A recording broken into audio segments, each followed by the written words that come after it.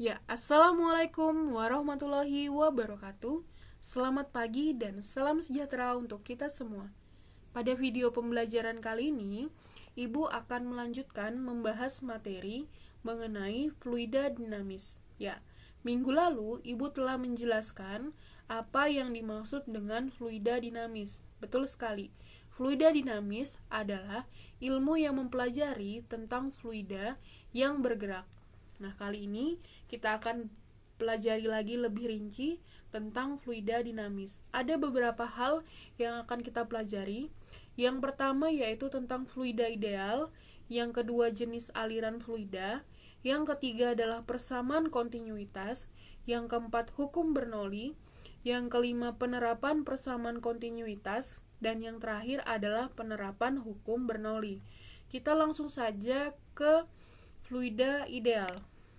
Nah, jadi di dalam fluida dinamis yang akan kita pelajari lebih cenderung membahas tentang fluida ideal. Nah, apa sih yang dimaksud dengan fluida ideal? Jadi, fluida ideal adalah fluida yang tidak mengalami perubahan volume ataupun gesekan ketika sedang bergerak. Jadi ketika sedang bergerak, yang namanya fluida ideal tidak akan mengalami perubahan volume ataupun perubahan gaya gesekan. Nah, ada 3 syarat yang wajib dipenuhi supaya suatu fluida dianggap sebagai fluida ideal. Yang pertama adalah tidak kompresibel. Nah, tidak kompresibel artinya adalah walaupun ada perubahan tekanan, tidak akan mengubah volume fluida. Jadi walaupun kita beri tekanan besar mau kecil, tekanan tersebut tidak akan mempengaruhi volume dari fluida tersebut. Nah, yang kedua adalah tanpa gesekan. Jadi pada saat fluida itu mengalir, gesekan antara fluida dengan dinding tempat mengalir dapat diabaikan. Jadi ketika suatu fluida mengalir di dalam pipa ataupun selang, otomatis akan ada sentuhan antara permukaan dinding selang ataupun pipa dengan air. Nah, namun pertemuan antara dua benda tersebut tidak mengalami gaya gesekan. Tuh. Dan yang ketiga adalah aliran stasioner. Nah, setiap partikel fluida mempunyai garis alir tertentu dan untuk luas penampang yang sama, mempunyai laju aliran yang sama. Kita lanjut. Jenis aliran fluida. Nah, ada 2 macam jenis aliran fluida. Yang pertama adalah aliran laminer. Nah, aliran laminer, pada aliran ini partikel fluida mengikuti lintasan yang mulus dan lintasan ini tidak saling bersilangan. Jadi dia geraknya lurus saja. Nah, aliran laminer dijumpai pada air yang dialirkan melalui pipa atau selang. Nah, kemudian yang kedua adalah aliran turbulen. Aliran yang ditandai dengan adanya lingkaran-lingkaran tak menentu dan menyerupai pusaran. Aliran turbulen sering dijumpai di sungai-sungai dan selokan-selokan. Tuh.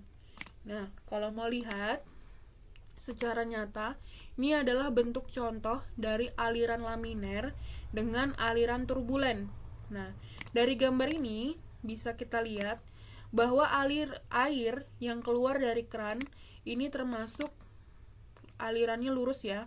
Nah, aliran yang lurus ini dan tidak saling bersilangan inilah yang disebut dengan aliran laminer atau biasa juga disebut streamline. Nah, kemudian yang kedua, aliran air yang berada di dalam ember bentuknya tidak beraturan, melingkar-melingkar seperti ini, tidak beraturan seperti yang pertama. Nah, aliran yang seperti ini disebut dengan aliran turbulen gitu. Jadi ada 2 aliran, yang pertama laminer atau streamline dan yang kedua adalah aliran turbulen atau aliran yang tidak beraturan. Nah, yang ketiga adalah persamaan kontinuitas. Nah, kontinu ini artinya apa sih? Kontinu itu artinya terus menerus. Nah, jadi aliran air atau volume air yang mengalir itu jumlahnya sama. Mulai dari dia dikeluarkan dari suatu tempat hingga dia masuk ke suatu tempat yang lain, jumlahnya sama. Nah, debit aliran fluida adalah besaran laju volume atau jumlah volume fluida yang mengalir per satuan waktu. Jadi, bisa kalian lihat gambar di sini. Ada sebuah pipa yang memiliki dua luas penampang yang berbeda. Walaupun dia satu pipa, tapi dia punya luas penampang yang berbeda. Nah, walaupun luas penampangnya berbeda, tapi volume air yang mengalir itu tetap sama. Nah, ini yang dinamakan debit. Tuh. Debit aliran fluida sesaat merupakan turunan pertama dari fungsi volume terhadap waktu. Q sama dengan dV per dt. Nah, volume fluida yang mengalir setiap satuan waktu atau debit merupakan perkalian antara luas penampang dengan laju aliran fluida. Q sama dengan A dikali V.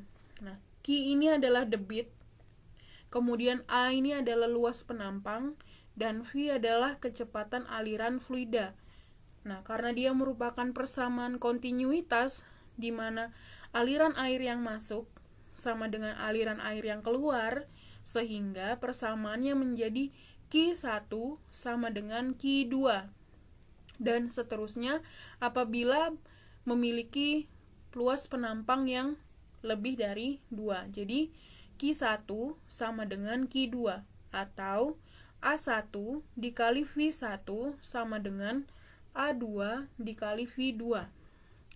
A dikali V nilainya konstan. Jadi debit air yang mengalir di luas penampang pertama dengan debit air yang mengalir di luas penampang kedua nilainya juga sama. Jadi Q1 sama dengan Q2, A1 dikali V1 sama dengan A2 dikali V2 atau AV nilainya konstan.